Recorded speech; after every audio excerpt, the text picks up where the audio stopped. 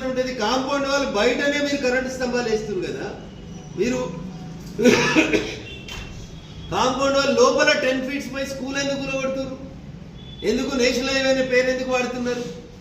అంటే ఇక్కడ రోడ్డు మీద పని నడుస్తుంది కాబట్టి ఏ జరిగినా వాళ్ళ ఖాతాలోనే నూకేద్దామని కబ్జా చేద్దాం అనుకున్నటువంటి కొంతమంది వ్యక్తులు చేసినటువంటి కుట్రగా దీన్ని చూస్తా ఉన్నాం. మేము 3, 3, 6, 3, 9, 10, 13 గుడిసెలు ఉన్నాయి ఇక్కడ మొత్తం.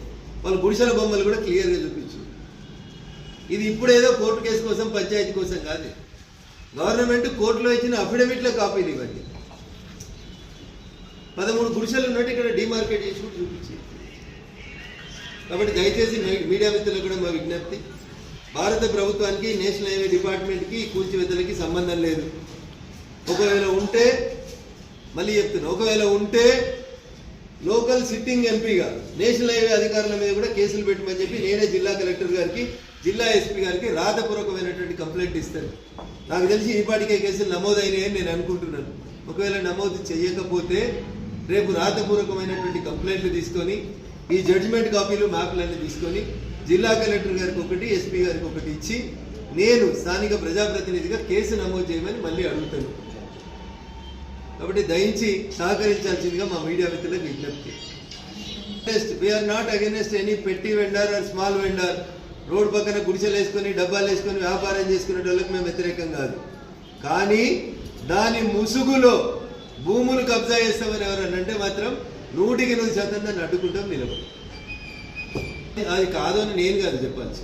గౌరవ సర్వోన్నత న్యాయస్థానం, ఈ దేశంలో అందరికంటే పెద్ద న్యాయస్థానం అయినటువంటి సుప్రీంకోర్టే వాళ్ళు వేసినటువంటి స్పెషల్ లీవ్ పిటిషన్ని డిస్మిస్ చేసింది. దాంట్లో పిటిషనర్ ఎవరు, కోర్టు ఏం రాసిందో చదవమంటే కూడా ఒక నిమిషం మీరు అవకాశం ఇస్తే నేను ఆ జడ్జ్మెంట్ కాపీ ఓపెన్ చేసి ఇప్పుడే చెప్పేస్తాను.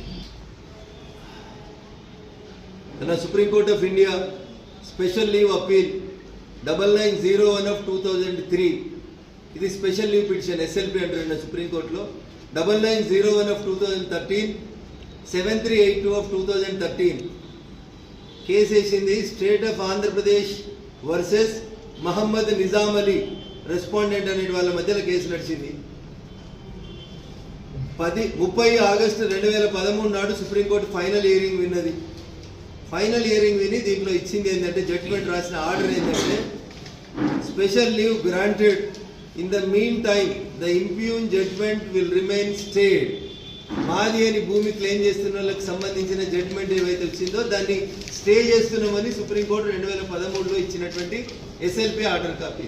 దీని తర్వాత ఇంకెవరి దగ్గర ఏమైనా ఆర్డర్లు ఉంటే ఖచ్చితంగా మాట్లాడడానికి, వినడానికి మేము సిద్ధంగా.